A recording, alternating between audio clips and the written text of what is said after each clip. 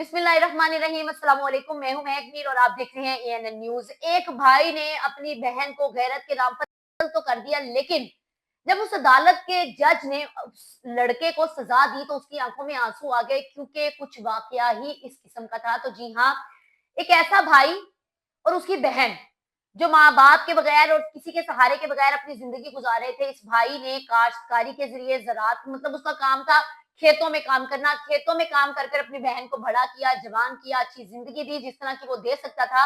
जब वो बड़ी हुई तो पढ़ाया लिखाया, सब कुछ किया।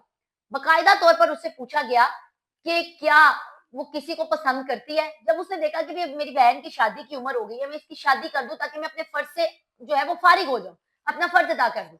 तो उसकी बहन ने कहा, नहीं जी, मैं किसी को पसंद नहीं करती, आपने मेरी शादी जहाँ करनी है कर दी। पता नहीं वो अपने भाई से डरती थी या क्या वजह थी, क्या वजह नहीं थी, उसने जो था जी इनकार कर दिया। उसके भाई ने रिश्ता तय किया और उसकी शादी कर दी। जब उसके भाई ने शादी कर दी तो कुछ अरसा गुजरने के बाद उसके भाई को फोन आया ससुराल से। उन्होंने कहा कि जी तुम्हारी बहन किसी से रात रात भर बातें करती है। उन्होंने कहा कि वो किसी से मिलती है। तो उसके भाई ने कहा कि मेरी बहन पे इस किस्म का इल्जाम ना लगाएं, मेरी बहन ऐसी नहीं है। लेकिन रोज एक फोन, उसकी लड़ाई झगड़ा, घर में कुछ इस किस्म का माहौल पैदा होना शुरू हो गया। अब एक दिन हुआ कुछ यूं कि उस लड़की को उसके आशना के साथ रंगे हाथों पकड़ लिया उसके खामंद ने, उसकी सास ने और उसके ससुर ने। तो फिर उसके भाई को बुलाकर उनकी बहन का हाथ हाथ हाथ में पकड़ाया। उसने कहा कि भाई, खामंद ने कहा मैं इसको नहीं रख सकता, ना तो मैं गैरत के नाम पर इसको मार सकता हूँ, ना मैं इसको धक्के दे सकता हूँ। तो बकायदा मैं यही कर सकता हूँ कि इज्जत के साथ तुम्हारे हाथ में इसका हाथ दूं कि अपनी बहन को घर लेकर चले जाओ, इसके बचने के जो है ना वो कोई हरकतें नहीं है।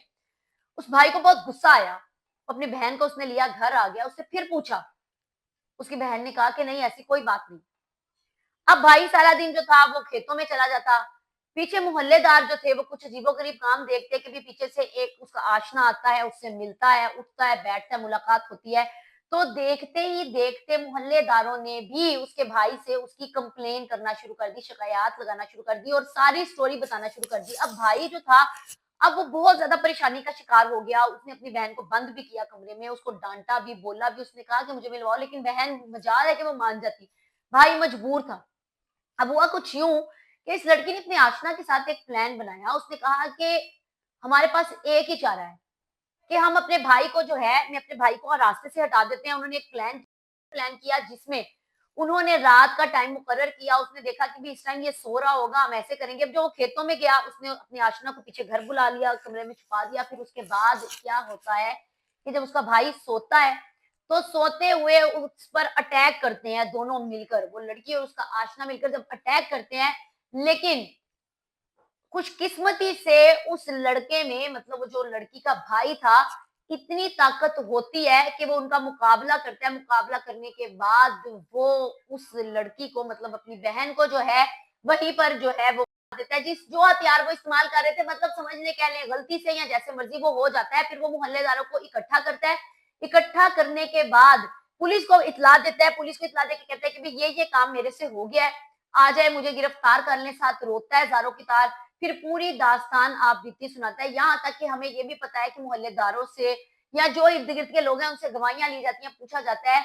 तो इस वाकये की गवाही देने के लिए पूरा मोहल्ला इकट्ठा होता है।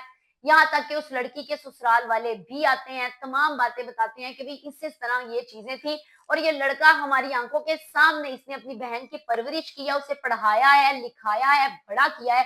फिर लेकिन मजबूरन जो काम उसने कर दिया था उसकी सजा तो अदालत में मिलनी थी।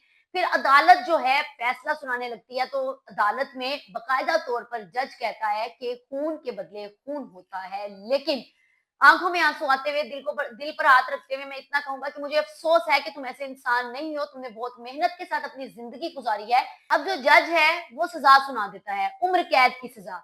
वो कहता है कि मैं तुम्हें सजा नहीं दूंगा, उम्र कैद की सजा देता हूं ताकि तुम एक जिंदगी का हिस्सा जेल में काटने के बाद अपनी जिंदगी को आगे बढ़ा सको। लिहाजा ये वो दास्तान थी जो एक भाई भाई की थी जिसने गैरत के नाम पर किया। लेकिन उसका कहना है कि उसने गैरत के नाम पर अपनी बहन को नहीं किया, ये हादसा हुआ है। हादसाती तौर पर उसकी बहन और उसका आशना उस लड़के को मारना चाहते थे, लेकिन जैसे तैसे करके उस लड़की की थी उसके भाई के हाथों मौत हो गई।